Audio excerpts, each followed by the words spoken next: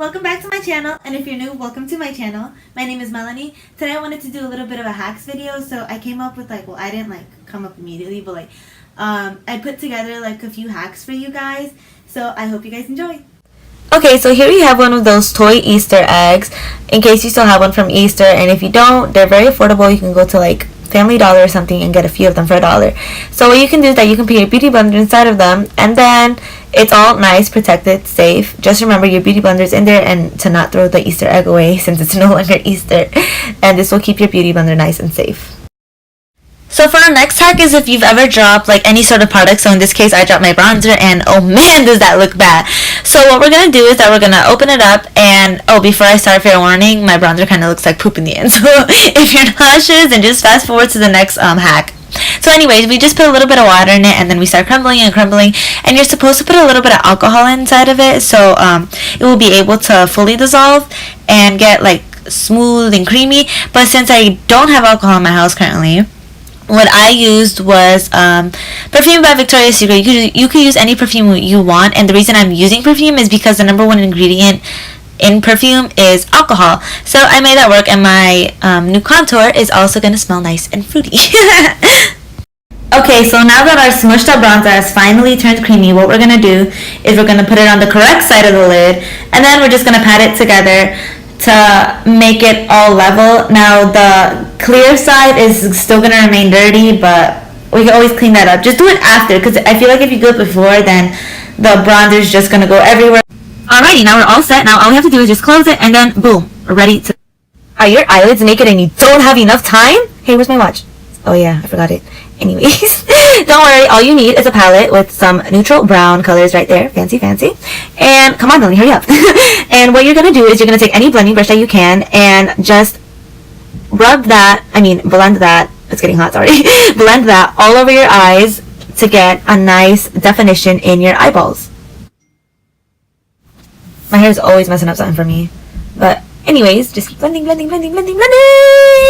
until you're done, and then you start checking yourself out and saying, damn, is that me? And then you're just late eventually.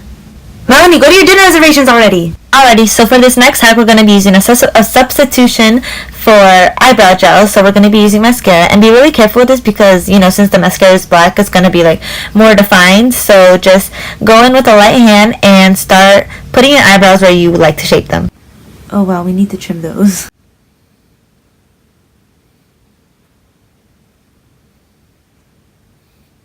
Alright, so for this next hack, I wanted to show you guys how I personally wash my brushes. So what I usually use is dish soap. You can use any dish soap you like. So I'm just going to take out my dirty beauty blender, damp it a little bit because that's what I normally do before I start adding soap to it. And then I just start putting the Ajax, especially near the dirty parts of my beauty blenders. As you can see, I have a really dirty beauty blender. I think I haven't cleaned in 3 days, and I know it's unsanitary, but I have no excuse, I guess. So anyways, I just basically rub it around my fingers, my hands, in between my fingers, and then I try to get everything else. So I pay more attention to the spots where it's mainly dirty. So when you get those spots that don't want to go away, yeah, those spots I try to get. So then I just squeeze until I see that clear water starting to come out, and then that's when I basically know that my beauty blender is clean. So as you can see, the clear water is there. I shook it a little bit on purpose, so you can see that my beauty blender is nice and clean, but it's not ready to go back in the Easter egg yet because it's big and puffy. So I'll just leave it there for a little bit so it's not just rolling around. So next thing I want to do is clean my brushes. So these are the main brushes that I usually use. And I was just going to do these because I think doing all of my brushes is going to take far too long. So I just put the dish soap on my hand this time, and I just start rubbing and rubbing and rubbing. I mainly put the brush back and forth in order to take it out in circular motions as well, to make sure that I'm getting all the eyeshadow and things out. So if it's not clear, I just keep going. I also put this in fast forward mode, so it actually looks like I'm doing this really violently, but I'm not. But oh my gosh, it is time for my blending brush, guys. You are not ready. You guys are going to be like, girl, how long has it been since you brushed that? Well, not brushed it, cleaned it, but yeah, I use the blending brush a lot, guys. I think the brushes that I use the most are definitely my blending brush and my outer corner brush. So those have to be the dirtiest because I use those constantly.